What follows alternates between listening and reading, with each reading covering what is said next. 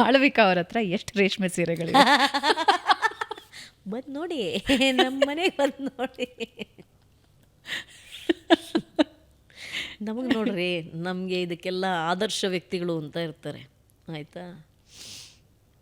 ಈ ಎಷ್ಟು ವಯಸ್ಸಾದರೂ ಸುಂದರವಾಗಿರಬಹುದು ಅನ್ನೋದಕ್ಕೆ ಒಬ್ಬ ಆದರ್ಶ ವ್ಯಕ್ತಿ ರೇಖಾ ಅಂತ ಹಿಂದಿಲೊಬ್ಬರು ಆರ್ಟಿಸ್ಟ್ ಇದ್ದಾರೆ, ಗೊತ್ತಾ. ಅವರು ಇವತ್ತಿಗೂ, ಅವ್ರಿಗೆ 70 ದಾಟಿದೆ ಅಂತ ಅಂದ್ಕೊಂಡಿದ್ದೀನಿ, ಅವರೇ ಎಲ್ಲೋ ಹೇಳಿದ್ರು.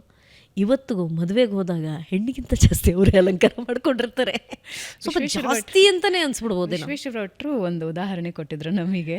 ನಾವು ತುಂಬ ವೆರಿ ಲಾಂಗ್ ಬ್ಯಾಕ್, ಒಂದು 15 ವರ್ಷದ ಹಿಂದೆ ಏರ್ಪೋರ್ಟ್ನಲ್ಲಿ ಅವರಿದ್ರಂತೆ. ಯಾರೋ ಹಿಂಗೆ ಸರಿದು ಹೋದ್ರಂತೆ, ಅವ್ರಿಗೆ ಮಿಂಚು ಸರ್ದಂಗೆ ಆಯ್ತಂತೆ. ಹಿಂಗೆ ತಿರುಗಿ ನೋಡಿದ್ರೆ ರೇಖಾ ಅವರು ಮಿಂಚು ಸರ್ದಂಗೆ ಐ ಥಿಂಕ್ ಆ ಉದಾಹರಣೆ ಸುಮ್ಮನೆ ನೆನಪು ಮಾಡ್ಕೊಂಡು ರೇಖಾ ಅವ್ರ ಅಂದ ತಕ್ಷಣ. ಸೊ ಅವರು her silks, have you seen her silks? Kanjeevaram ಅಂದರೆ ನೋಡಿ, ಅವ್ರ ಹತ್ರ ಕಲಿಬೇಕು. ಅವರು ನಾರ್ತ್ ಇಂಡಿಯಾಲ್ಲಿ ಬದುಕೋರಾಗಿದ್ದರು. ಅವರು ತನ್ನೊಳಗಿರೋ ಆ ದಕ್ಷಿಣ ಭಾರತೀಯಳನ್ನು ಬಿಟ್ಟೇ ಇಲ್ಲ ಅವರು. ಅವರು ಉಡೋ ಸಿಲ್ಕ್ಸ್.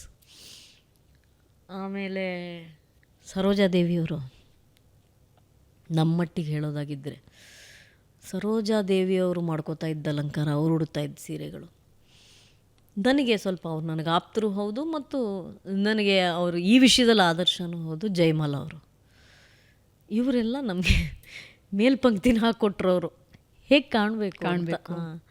ಸೊ ಹಾಗಾಗಿ ಸೀರೆಗಳ ಬಗ್ಗೆ ಆಕರ್ಷಣೆ.